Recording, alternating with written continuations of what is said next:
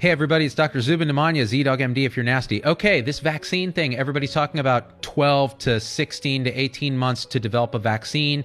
Government officials are telling us this. Here's why that's supremely unrealistic and that we shouldn't hang our hat. Now, vaccines are the exit strategy from this ultimately, as they have been for numerous diseases throughout history, but people don't understand, and I did an interview with Dr. Paul Offit, who has co-invented a vaccine for rotavirus. People don't understand how difficult this is to get right and be safe. And this is why. Unlike medications, where people are sick often when they take them, so they're willing to accept a certain amount of risk of side effects and complications, with vaccines, you are giving healthy people, including children, this vaccine, which means if it has a 0.5% chance of causing serious harm, you could potentially do more damage than the viral pandemic itself. So you really have to be careful. The reason I advocate vaccines is that they are safe and effective because they've been through years, if not decades, of research. The fastest vaccine we've ever developed was the mumps vaccine, and it still took like 4 years. All right. So why does it take so long, and what could go wrong with vaccines? Here's the thing. With vaccines, there's many different approaches to how you make them, but ultimately you're generating some sort of protein that looks like the business end of a virus that then triggers your immune system to mount a response that neutralizes that particular protein. So when the real virus comes, your army's geared up and ready to go, and you knock it out before it causes harm and can replicate a lot and so on. And that makes a lot of sense. But it turns out, in order to make that protein accurately, it better look really close to the original virus, because if it doesn't, you can get a phenomenon where you create a response to this protein that's not quite right. And instead of neutralizing the virus, you get these things called binding antibodies, which then actually help the virus enter cells through a process called antibody-dependent enhancement. The bottom line is you could, through your vaccine, make things worse.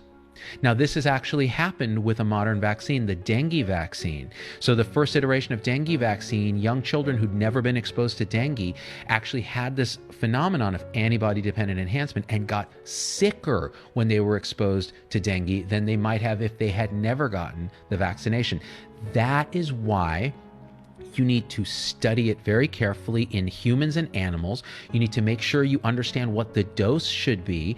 You need to do a placebo-controlled trial in this case where you can actually see, is it effective and is it safe in enough humans ultimately that we're comfortable going to the next phase. And you still won't be perfectly comfortable, but at least we can say, okay, it's effective, it's safe, we're not seeing these immune enhancement phenomenon, and then you have your exit strategy from COVID-19. If you try to rush that, you could end up creating a bigger problem than the disease itself, which we cannot tolerate.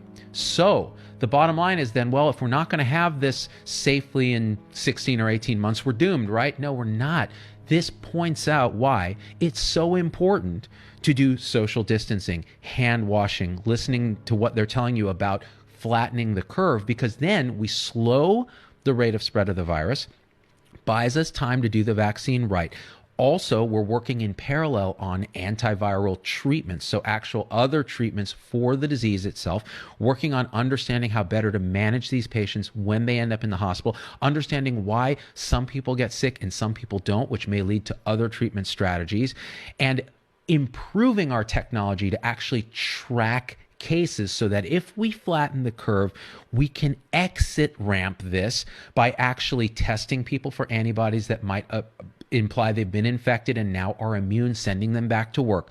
When new cases arrive, as happens in Singapore and Hong Kong now, as people come back with infections, you can actually track them using technology, quarantine them and their contacts without shutting down the entire economy like we've had to do now because we never tested up front. All right. So there is an exit strategy. We are working on vaccines, but don't believe the hype when people talk about 12 to 18 months. That is going to take some heroic act to do that safely. And so let's work on everything at once. And you can do your part by social distancing, washing your hands, and listening to what the authorities are saying. All right, guys?